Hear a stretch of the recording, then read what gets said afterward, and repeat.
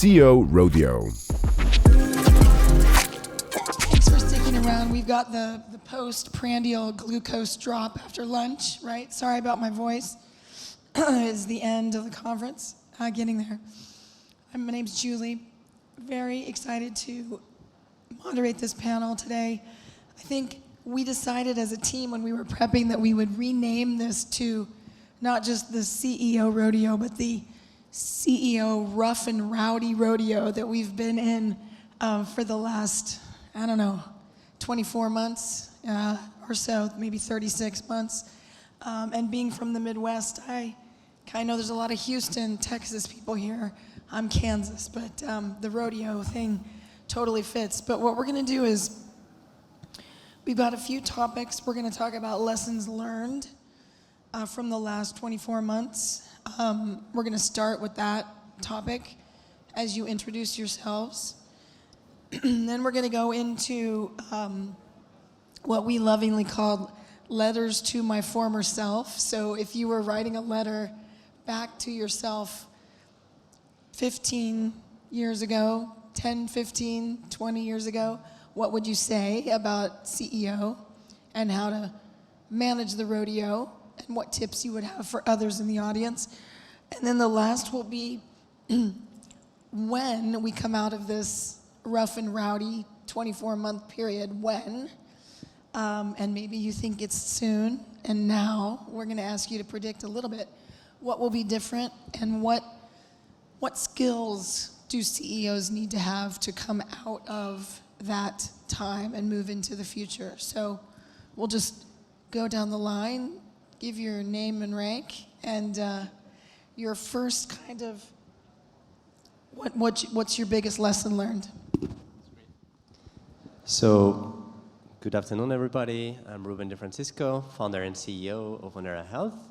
We are a sleep diagnostics and monitoring company based in the Netherlands with commercial operations in the US, the Netherlands, and Germany.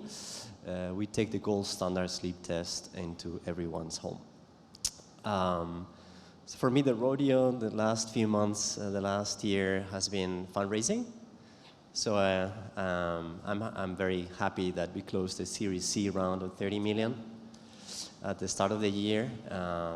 But it was some really tough 12 to 18 months in the current situation in the capital markets, and basically fundraisers becoming really, really long.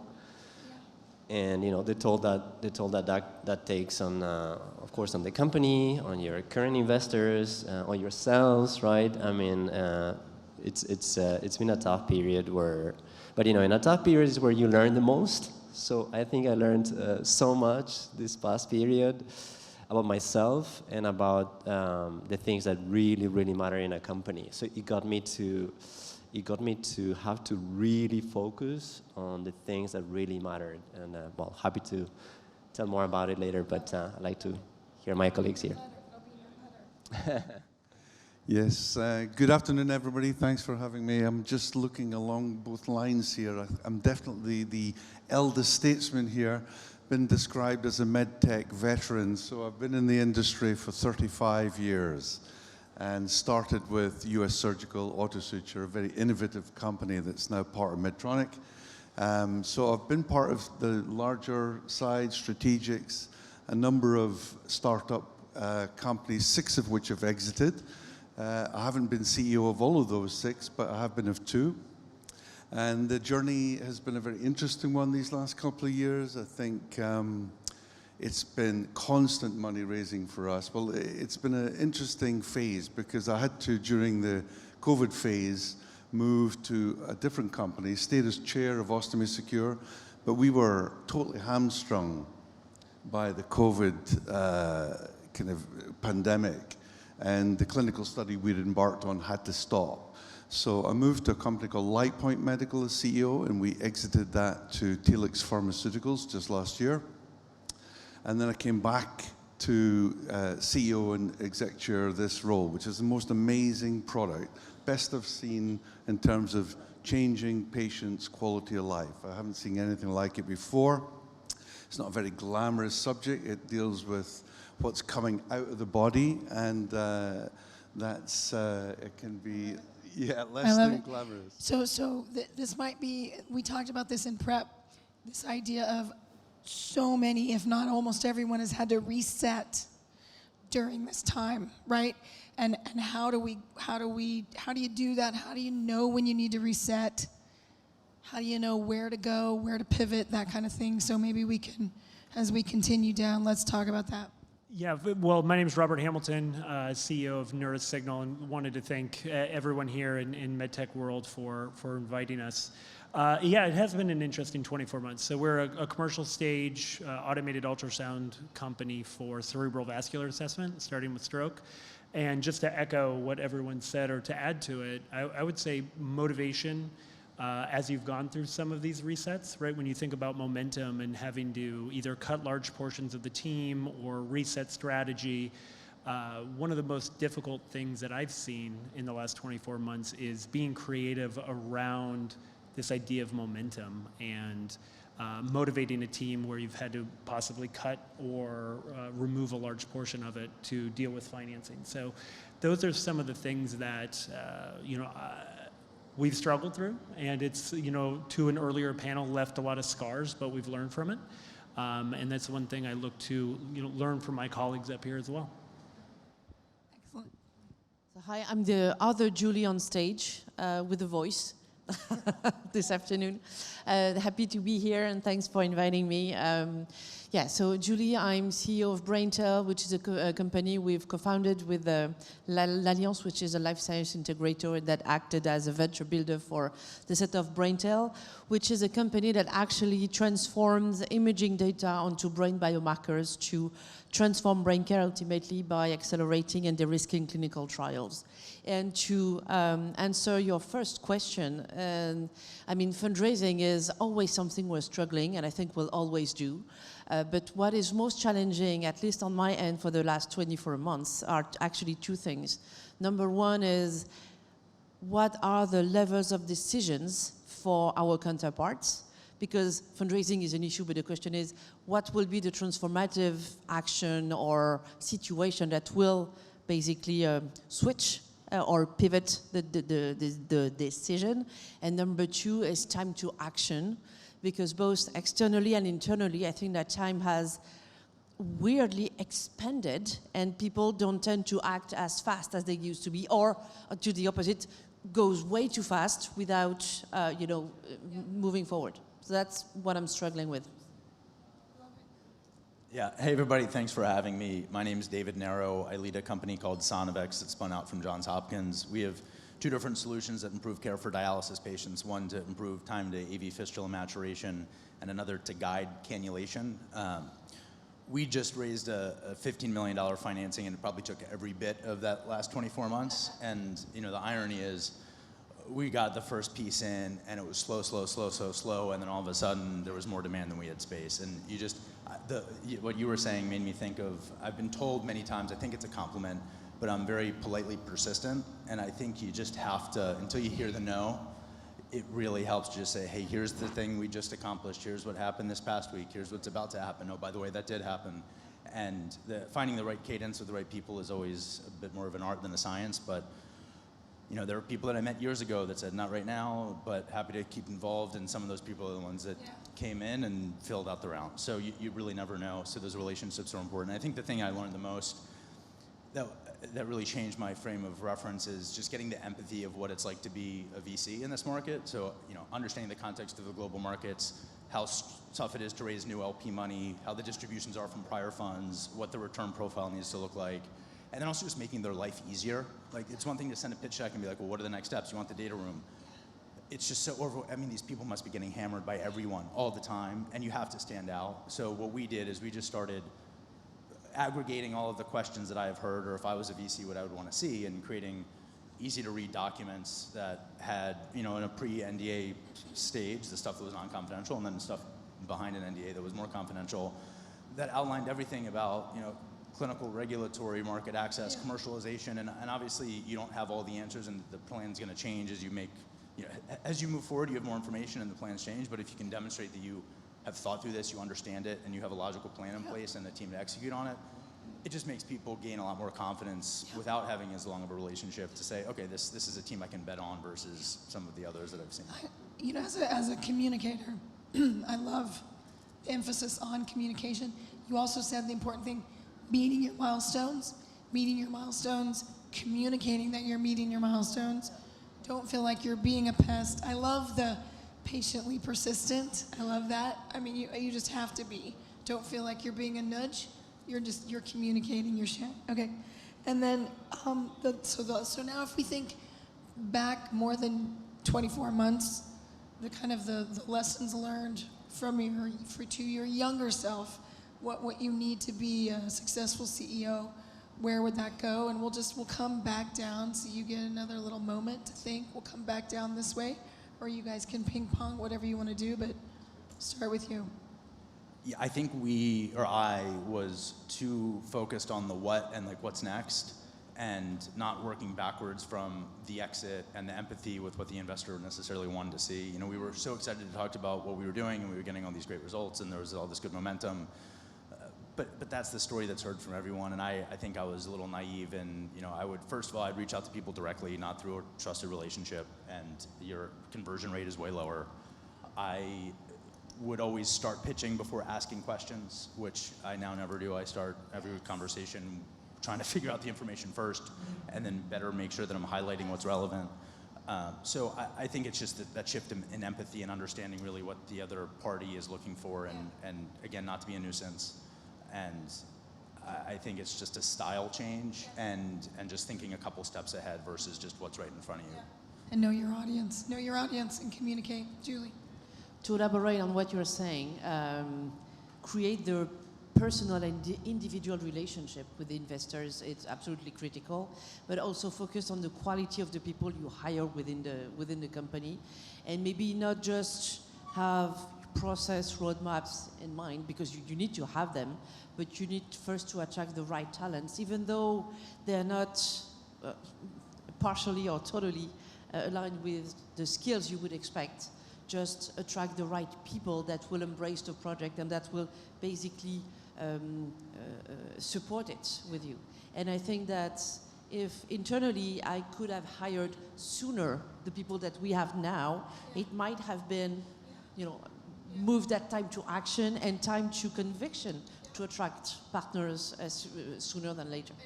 More brand champions than just you and your inner circle. Yeah. Because that's the culture we want to have. And I mean, especially in our environment, we're pioneers. We're exploring, we're developing new ground. So we need people that have this mindset. They need to be focused, they need to be capable of execution, because that's mandatory, but we need to have the right personalities to build this trust and this relationship. Somebody said earlier on a panel, fall in love with your problem, not your solution. So if you can do that with people surrounding you that also are like-minded in that, they can really lift you up and support you. And again, they could also keep you honest about your solution, because it might not be the perfect thing yet, but they can keep you honest about what solution that we're meeting. No, I think those are great insights. And for me, looking back, I would say being naive about all revenue being equal. And we would go out and collect short-term revenue for this dopamine high of bringing it in, and realizing that whether it's a bad fit from a customer or not the great indication, we would have the revenue on the books, but it'd end up costing us so much in the long term that being short-sighted on just revenue generation, which sounds counterintuitive, doesn't necessarily mean long-term success. So if I was to go back 24 plus months, I would think more about that targeted, and I'm not necessarily saying you shouldn't go out and explore different opportunities, but I feel like sometimes that this isn't going to be a long-term relationship, and we would have those partners, and unfortunately lead to longer-term headaches than a benefit. So, I love it. I mean, this may sound slightly negative, but let's be honest, it's no fun being a CEO these days. I mean, you tend to want to recruit people that are better at all their different departments than you are. And if there's things that they can't solve, it lands on your table, it lands on your desk. And for me, this is my last CEO gig. I've taken the decision. So you say. It's my So you last say. one. I'm not doing it again. I'm going to exit this project. It's a virus. Once you have it, I was gonna you're say. done. It's contagious, right? Absolutely, absolutely. But I think, yeah, in terms of learnings and in terms of the over the last few years, it's just that making sure we outsource a lot of our skill set now. So rather than bring in, because you've got to stay fluid and flexible, everything's so tough these days, regulatory-wise, especially regulatory-wise. So we outsource a lot of our regulatory skills, and that helps us to stay fluid and flexible. So I think I would probably have done that a long time before. Rather than look for employees and employ people, it sounds negative, but there's still a lot of good consultants out there that are able to make good livings from being consultants when their skill set's clear. So I think I would have used those people faster. And in some ways that de-risks the journey because you're getting top talent that really understand, but you're not carrying the load, the payroll load. And if a program you need to pivot, you can switch that on and off and things like that. You know, I think we're gonna end with you on this question, but we had talked in prep a little bit about the things that you would have considered sooner that you didn't consider, and reimbursement and regulatory, which I know those are not fun R words that we talk about or like to necessarily. But we had all agreed as a panel we think about those things too late. So maybe if you want to touch on that, and then we can, if any of you want to comment, just like areas you would have focused on sooner had you now had this hindsight. Yeah. So for me, actually, most of the areas that I should have considered sooner or acted more quickly are actually some of the areas that were just mentioned. Rather than, well, reimbursement we took into account from the beginning pretty much, and regulatory as well. So, but we did change the strategy completely in regulatory because, you know, the CE mark became like unpredictable completely, and we went for an FDA first. When we started the company, we were not that sure. So that's one of the changes that we did along the way. But for me, it's typically most of the learnings around people, actually, the people side. I mean, almost everything comes down to people in the end of the day. I think some of the elements you mentioned on revenue as well, I fully agree. But the mindset of people, I think in the past, we have a really great culture focused on performance, lots of ownership, engagement, but we may have made some compromises that we shouldn't have. And when you have to go through a time where you need to focus a lot and be super lean, then you make all of those decisions because you have no choice, right? You have to be very lean, save costs where you don't need it, focus commercially where it matters the most, and then yes, you're very stretched, but it feels good. It's like, oh, this is great. This is lean. It's running really well, right? Super focused team. So those are the things particularly that I would tell my younger self, or even a couple of years ago, and really run with it. And I think, now that I closed the bigger round and we are in a commercial stage, that's what I try to maintain going forward, right? How do we make sure that also as we commercialize, that we don't get distracted with the million opportunities that land on our desk. Many of them sound super interesting, but yeah. So another thing that we talked about, and you mentioned all revenue's not equal, but on many panels we heard about get to revenue as soon as you can. So I think that's another area. Maybe like what would you tell your younger self about that, or any other areas you guys would have focused on sooner that you didn't, or you focused too much on and you would have left? Like if you guys want to just ping pong. Yeah, I'm happy to add 2 points to that. I would say the thing, looking back from a product development perspective, that I wish we would have spent more time on, not regretting anything, but design for manufacturability and serviceability. Getting something into the clinic or into a hospital setting is a phenomenal accomplishment. But then as you look at that scale, and my comments regarding revenue were mainly tied to this idea of getting something out maybe in a geography that isn't as easy to service or manufacture. And then all of a sudden, it is a great revenue piece, but unfortunately, maybe the product isn't designed. And we had early phases of our technology where we'd have to ship the entire system back, right? And so one little problem led to us losing all profit margin on one system. So, and it's hard to look back at that time when you're developing the system, because you do, as a CEO and a team, what you have to do to get a product out.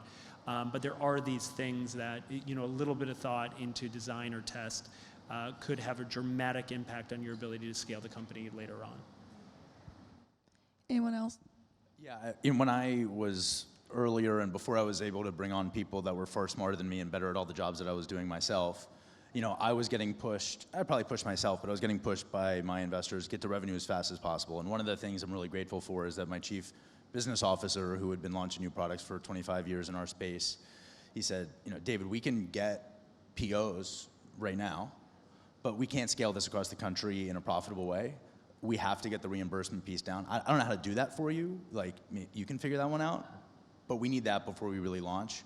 And that was a big wake-up call, because you're right, I took that feedback too literally, but what a strategic needs to see, or what you need to have to be successful yourself, is the ability to scale efficiently. And once you bring on a big sales force, you bleed cash quickly, and if that's not right or close to right, you're in a really tough situation. So my COVID project was learning the ins and outs of reimbursement, which is a fascinating domain, and fortunately we were able to get good advice and get good relationships with societies, and one of those milestones that we got with the new code was very helpful in the financing process. So I think I've also learned to get feedback from a lot of different people, and then make a decision about which collection of people you want to listen to, because everybody's got advice, but every situation is different. And again, it's about thinking a couple of steps ahead, getting a little bit of feedback, just like the market research for your customers, but it's also a collection of expertise around every function of your business. And the hiring piece, you know, my quality of life, I was of the mindset, and I think it helped us get through some early stages when we didn't have a lot of access to capital, is anything that I was capable of doing, I did, and I hired out for things that I couldn't do. And I had too many jobs, and my board said, David, this isn't sustainable. You're doing a fine job, and you're saving a lot of money, but we can't do this forever. And we finally made that transition, and we have incredible leadership in all different departments, and my life's better, and they do a better job than I could have ever dreamed of doing. And that was the biggest transition in the last 2 years that I feel incredibly grateful for. And then it's also, I didn't appreciate this at the time, but the optics of that, when you have those people on your slide deck and then people realize who they are and they already know them, or they know someone that knows them, like, hey, you might be younger and we don't know necessarily what your track record is, but we can point to these folks. Yeah. It just helps gain that trust. You don't have to go it alone.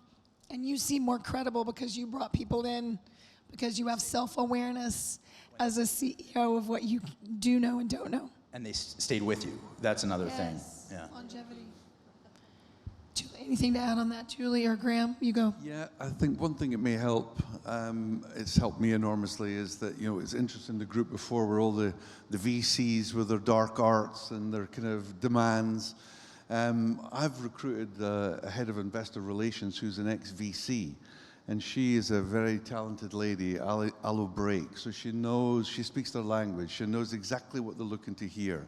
And I think one piece of advice that I think would be useful for any CEO or aspiring CEO is, you know, find somebody like that when you're raising money. Because we're still pre-revenue right now, and it takes millions to get an implant to market. So you need these guys. You know, these guys are so essential, but being able to tap into what they want is sometimes quite tough. I'm sorry. I was about to say that revenue is one way of seeing company value growth, but it's not the only way. Especially when you are just like struggling with the unexistence of a market. So that's very scary for investors, for us definitely. But we need to team up with them, and we need to embrace uncertainty and make sure that this, I might regret saying that, but lack of perspective in terms of clear market access is actually an opportunity to be a game changer and to bring significant value. But value is not only into numbers. I really like how you pronounce it, how you say it, but it's also about how can you bring value to your customers independently of the way you will monetize it. I love it. So that's business model as well as, Yes, absolutely. Yeah, I agree that value creation and long-term value creation is in the end, but in the earlier stages, what brings the most value towards your investors. You have to be very creative, for sure. But yeah, we follow the same approach of being very selective with the type of customers, the customer segment, and so on to create value around that. Have some good, proof points that you could prove for the current investors and the new incoming investors, and that was for us very, very helpful. And then linking it to some of your comments around, having the right leadership, fully agree. I hired a CFO before my Series C round, and that was night and day for me. The seed round, the Series A, the Series B, I had to lead on my own. In COVID times, I was just pacing my room, going crazy, right, talking with my Series B investors. And then for the Series C, I had a CFO, and then we were together on the road, and we could follow up. I still ended up running the company in the evenings and weekends, but it was much better. It's a much better way to do it. Love it. Okay, we might have some time. If you guys are going to have questions, sorry, I know it sounds so painful, but I don't feel bad. It just sounds bad. I know it's like... Bad for you. We feel bad for you. I know. Somebody stayed out too late last night. No. So that last question again is, coming out of this rough and rowdy time, which we are going to do at some point, we'll have our bounce. We will. Could be a quick one. It could be a slow burn. What do you need to keep in mind? And I also think, we mentioned the VCs and the investment. It's what a lot of people are for. Talk in your answer, if you would, about what you think is most important to those funding folks right now that you can be about. I know this is the quintessential question of the whole conference, but from your perspective, I know everyone wants to know that, like what you think coming out of this. You've already said pieces of it, right? But give us kind of your final drop the mic comment about that and where you think you need to focus, where you want to go. Why don't you start? So I think going forward for me, it's about making sure that we focus on everything that really, really matters, that creates value, and the things that are not aligned with that, you just should not do them at all. Right? They get in the way of hitting your milestones, creating value for your investors, maybe a next financing round, which we expect to close as well in the coming period. So that's for me what's most important. That feeling that, let's say, if you were about to run out of money next month, what are the things that you would be doing? And to me, I think that's a good mindset. And that also means being lean where you can. So if there are areas that maybe you're overspending, or you need to be brutal about that, and be decisive, make the difficult decisions quick, and that helps in the short term and in the long term, and everyone's happier. So those are the things that I'm going to be doing going forward. Yeah, I think everything goes in phases, and we're just about to see all the money printers whir into action again. And it's been a tough few years raising money, regardless of what position your project's at. But I think that's going to change. My gut feeling is in the next couple of years we're heading into some really positive times where all MedTech projects will find it easier to raise money. If you've got the foundations right, you've got your pitch right, you've done your market research, you've got a product that is going to be accepted in the healthcare system at some stage, then you just need to find the investors that are going to have the equal amount of belief that you've got in your project. So I think it's going to become easier. That's my note of optimism for the day. It's going to become easier. Amazing. From your lips to, yeah. I was going to start with the optimistic. I'm incredibly optimistic, from whether it's blissfully ignorant or not, but learning from the scars over the last 24 months and realizing, we've all put in the hard work, and realized that, at least for me and my team, looking to complete the whole story, being able to see utilization through kind of start to finish, and understanding not only getting something in the door, but seeing it used, for 12 months or 24 months. And so I'm incredibly proud of the team for putting in this work over this difficult time, and I think it's going to bear fruit, for us and, everyone up here, so. I would actually like to elaborate on what you were saying earlier on understanding what's at stake for investors. Because they have money, they need to invest, but they need to invest in the right projects. So it's also our job to make them life easier, number one, but also to give them something to shine internally as individuals, but also in their LPs and upcoming discussions, because they will need to raise funds. So besides executing, delivering value, and hopefully making everyone's rich, we need to make sure that we will fulfill their needs in the next 3 to 4 years.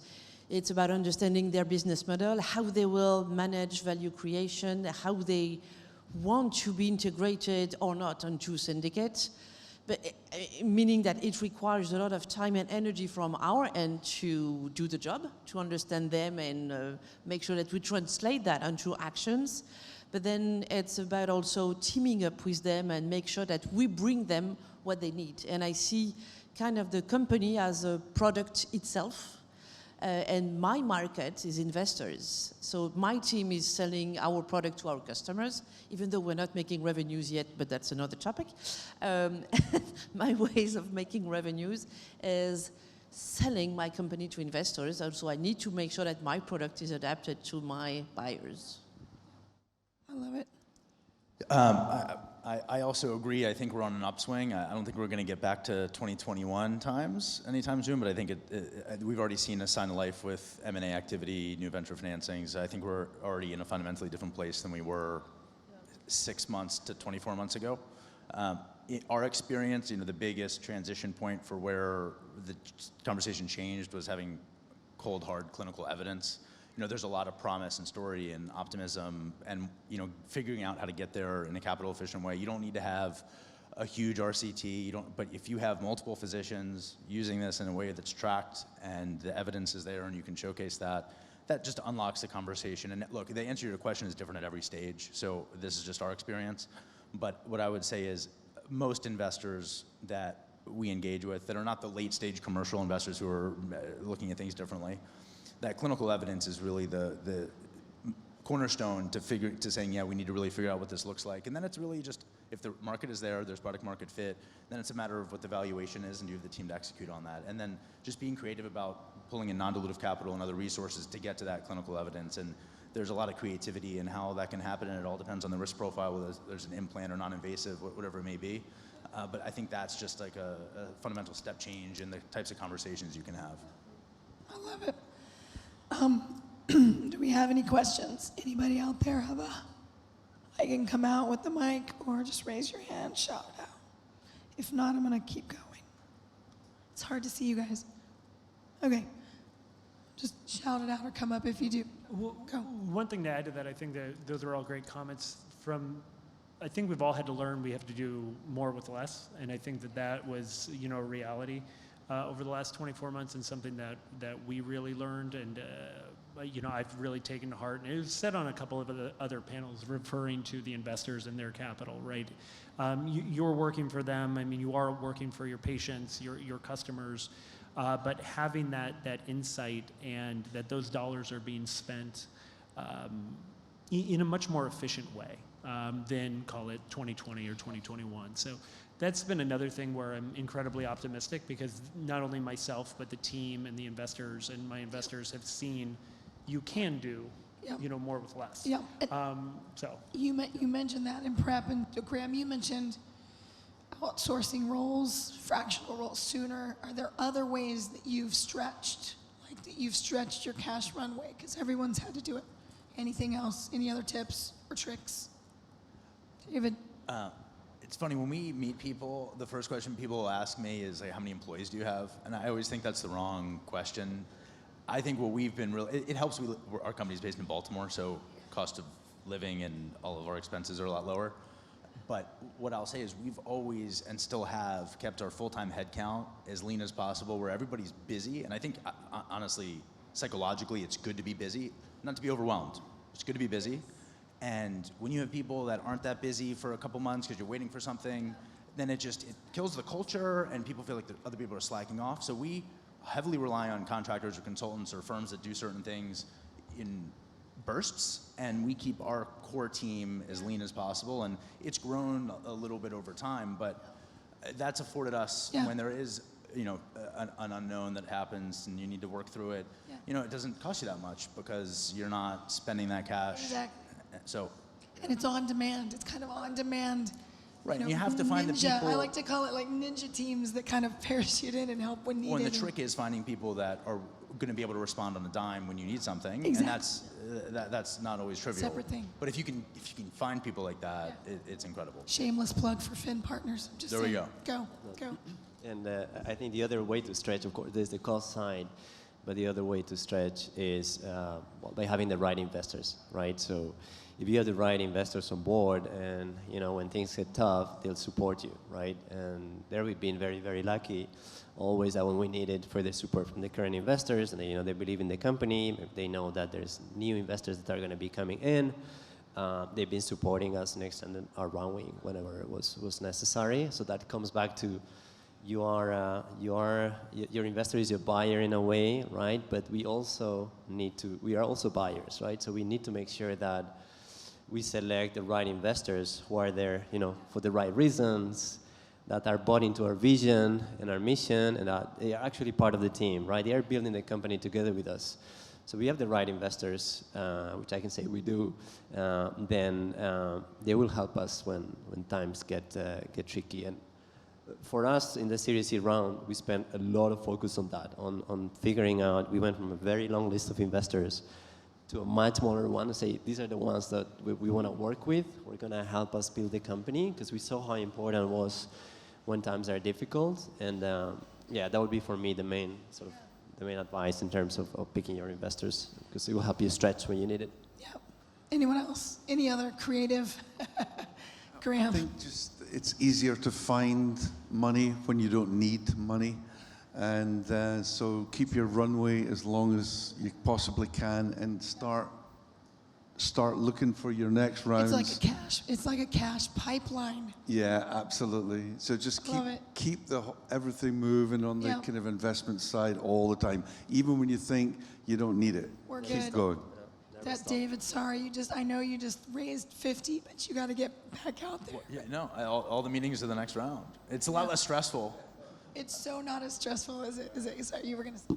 Yeah, no, I was just saying that it never stops. It's one of the things I also learned in between the Series A and the B. I thought, oh, great, I have a bit more time now. When I learned my lesson, it just never stops. And actually, it's much better to keep on building relationships with those investors, right? Keep them informed as you go about your milestones. What are you up to? Build those relationships. When you don't need it, it's much better, I guess. And then, and when you do need it, then they know that they are ready. They know what your company does. They know, these were your goals. You met your goals, and they're gonna be ready to jump. We've got a minute and 15.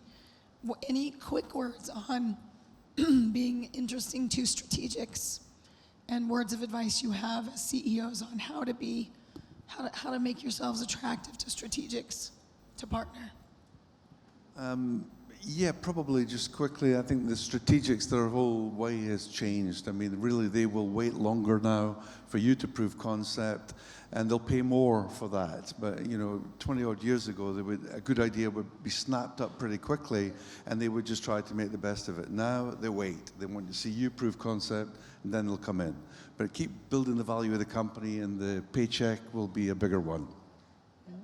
We've found to be a little bit creative in different areas. I mean, we went with the most advantageous for us originally, which was like, hey, let's partner on you acquiring our systems. Then we moved to an educational partnership to start out, get our foot in the door.